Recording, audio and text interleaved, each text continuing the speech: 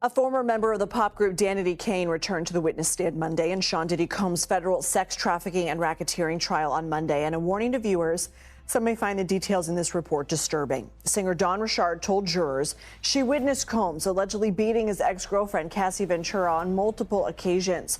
Richard also says she told Ventura she should leave him, but did not intervene in their Today, now marking the 7th day of testimony with Combs' former personal assistant, David James, back on the witness stand. So James delivered compelling and at times emotional testimony yesterday, giving jurors an inside look at Combs' luxurious lifestyle with ex-girlfriend Cassie Ventura and their rocky relationship. Sean Diddy Combs, one of the biggest moguls in music and culture, finds himself at the heart of one of the most explosive trials in recent memory. With allegations ranging from racketeering to sex trafficking and abuse, this case has captured global attention. But it's not just about legal arguments, it's about people, loyalty, and betrayal. Now, the trial has taken a dramatic turn as two major music stars, Usher and Ne-Yo, have been named in court testimonies connected to Diddy. On one hand, we have Faith Evans, Diddy's ex-wife, defending his legacy and vision. On the other, Dawn Richard, a former collaborator, delivering harrowing accounts of abuse and intimidation. This video dives deep into these conflicting narratives, the courtroom drama, and the social media storm that has divided fans worldwide. What really happened behind closed doors? And what does this mean for the future of Diddy's empire? Stay with us as we uncover every explosive detail. Faith Evans has been an integral part of Sean Combs' life and career for decades. In a heartfelt and revealing interview with Billboard, she reflects on Diddy's visionary talent and unmatched ability to spot and cultivate star power long before others noticed. Faith speaks candidly about how Diddy shaped not only her own path, but also the entire music landscape, transforming hip-hop and R&B into cultural juggernauts. She recalls moments where Diddy's foresight and guidance led to careers being launched and hit records being made, asserting that his vision was never far-fetched, but rather a natural extension of his genius. Her emotional tribute shows the deep respect and admiration she has for Diddy, highlighting a side of the mogul that many fans and critics overlook. She also shares insights about the new generation of artists she admires today, connecting the legacy of Diddy's work with the ongoing evolution of music. In this narrative, Diddy is not just a defendant in a trial, but a pioneer whose influence resonates through every era of hip-hop culture. Stark contrast to Faith Evans' admiration, Dawn Richard's testimony paints a grim and disturbing picture. Once a member of Diddy Combs, a group signed to Diddy's Bad Boy Records, Dawn took the witness stand to reveal a series of shocking allegations of abuse she witnessed firsthand. She describes multiple occasions where Sean Combs physically attacked his then-girlfriend, Cassie Ventura, including violent acts such as punching, choking, slapping, and dragging. Dawn explains that she was often present during these incidents, and that the abuse was frequent enough to be considered almost routine within their circle. Despite witnessing such violence, Dawn reveals she was told not to intervene and feared retaliation. She also shared accounts of intimidation and threats from Diddy, which kept her silent for years. The defense immediately challenged her credibility, pointing to inconsistencies and questioning her motives, especially her continued professional relationship with Diddy after these alleged abuses. Dawn's testimony is emotionally charged and unsettling, exposing a side of Diddy that clashes heavily with his public persona and Faith Evans' narrative of a visionary artist. A former member of the pop group Diddy Combs returned to the witness stand Monday in Diddy Combs' federal sex trafficking and racketeering trial on Monday. And a warning to viewers, some may find the details in this report disturbing. Singer Dawn Richard told jurors she witnessed Combs allegedly beating his ex-girlfriend Cassie Ventura on multiple occasions.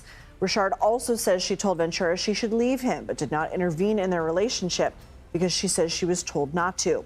Ventura's ex-friend and Combs' former personal assistant also testified Monday. Sean Diddy Combs has pleaded not guilty to several charges, including sex trafficking and racketeering. If convicted, he faces up to life in prison. For more, let's bring in CBS News national correspondent Jerika Duncan, who's been following the case for us in court. So, Jerika, today Combs' defense attorney really honed in on Richard's timeline. Why is that? Absolutely, because it comes down to trying to discredit this witness. If the jurors have any questions about is she believable, isn't she, that speaks to when they get into that room and decide whether or not to convict, all of those things add up, but it really comes to trying to discredit the witnesses for the prosecution. So that timeline you're talking about specifically, they asked her about, are you sure you saw Combs actually throw a frying pan at Ventura, or was it, you said in one interview, he attempted to? Then there was a moment where the defense asked her about a comment she said Combs made to her, that if she were to open her mouth about the abuse, something would happen to her. And the prosecution asked Dawn Richard, what do you think that meant? And she said that it meant, you know, he's threatening my life. So the defense said, well, if he's threatening your life and you're so afraid of him and you're so intimidated by him, why then in 2020 and 2021 did you reach out to him to work with him again on a project? So that's where it gets a little dicey. But I spoke to Dawn Richard's attorneys, one of her attorneys after she took the stand. And he basically said, listen, I've done a lot of these cases. When you're talking about abuse, you're talking about intimidation, it's not that crazy that someone would then come back. But why? Because you still are a very powerful producer, rapper, mogul that has influence on her career. So that's sort of how they got around that. Now, the jurors didn't hear that interview. The jurors didn't hear that from her attorney. But all in all, she really did stay consistent with this message, though, of Combs being violent and abusive, and her seeing that, according to her testimony. Do you expect potentially the prosecution to bring that up with Richard, that, hey, it's not always black and white in front of jurors? Absolutely, and we have yet to hear from any experts. You know, we've heard from 7 witnesses now. We're expected to hear from Ventura's mother later this week. But this is 6 to 8 weeks, and we're only in week 2. So there will be a lot more people that will testify and sort of build this case that the prosecution says, you know, does have to do with Combs creating this criminal enterprise. And it will be a lot of back and forth. One thing that was interesting, Lindsay, is for the first time I saw the jurors writing a lot more during that cross-examination. And I've described it on TikTok as being sort of like watching a tennis match, because the jurors would look at the defense, you know, back to the witness, because it was such rapid fire in terms of her questioning about that timeline that you spoke of. Diddy's legal team launched a focused and aggressive cross-examination against Dawn Richard. They scrutinized her timeline, pressing why she would return to work with Diddy after claiming she was abused and intimidated. The defense argued that such actions cast doubt on her accusations and reliability. Dawn's attorney later explained that victims of abuse often have complex relationships with their abusers, a dynamic not easily understood by outsiders or even jurors. The Yummy courtroom witnessed intense back-and-forth exchanges, with jurors visibly engaged and taking detailed notes. This part of the trial underscored one of the biggest challenges in cases involving intimate partner violence, separating fact from perception and understanding the complicated emotional and psychological realities faced by victims. The defense hopes to weaken the prosecution's case by highlighting inconsistencies, while the prosecution aims to prove a broader pattern of abusive behavior. What else can we expect this week? So again, we're going to hear from Cassie Ventura's mother, Regina Ventura, some other people that were close associates with Combs, as well as people that knew Ventura. But today it was Dawn Richard, Carrie Morgan, which is a former best friend of Cassie Ventura, who talked about seeing abuse. And then there was a David James, who used to be a personal assistant to Combs, who really broke down early on in his testimony, talking about some of the abuse that he said he saw. And interestingly enough, I wasn't in the courtroom at that particular moment, but it was reported that he sort of nodded at Combs, and Combs nodded back at him. We're not sure what that was about, but I think it is an emotional time for anybody who had a personal relationship with the people that are being discussed throughout this trial. Then came the bombshell. During cross-examination, Dawn Richard testified that several celebrities were present during a 2010 restaurant incident where Diddy allegedly punched Cassie Ventura in the stomach. These included Usher, Ne-Yo, and Music. Executive Jimmy Iovine. The revelation sent shockwaves across the courtroom and music industry alike. Usher's connection to Diddy dates back decades. The R&B superstar lived with Combs as a teenager, helping to launch his career. Ne-Yo, a frequent collaborator and friend, has stayed silent publicly but is now inevitably linked to this controversy. Dawn Richard's testimony, revealing their presence during the alleged assault, adds complexity to the trial. While she did not say whether they witnessed the actual attack, their presence ties major figures into the narrative, highlighting the public nature of some of the alleged abuse. This moment has fueled intense speculation about the extent of knowledge and complicity among Diddy's close circle. Now, remember, Richard said celebrities were at that restaurant, but the prosecution didn't really follow that line in their questioning. They did ask about bad boy employees who were present at the restaurant, to which Richard named people like Combs, the bodyguard D-Rock, Pierre the executive. But then the defense had their chance at cross-examination, and through their questioning is when we saw those big names drop. The defense asked Richard, please tell me who was all at this restaurant. Richard answers, Harv Pierre, Capricorn Clark, Mia, and myself, Kalina, our bodyguards, which was Bonds, and D-Rock, Cassie. The question continues with the defense asking, you remember who was all there, right? And Richard says, The defense asks, do you recall alleging several celebrities were actually there? And Richard says yes, and the defense then says, quote, so when the government asked you who was all there, and I asked you who was all there right now, you didn't mention any of the celebrities, right? Right,